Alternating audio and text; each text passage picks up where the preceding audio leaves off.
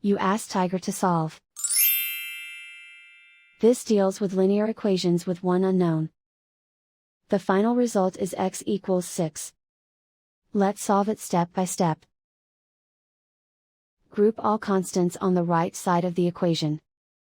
Add 5 to both sides. Simplify the arithmetic.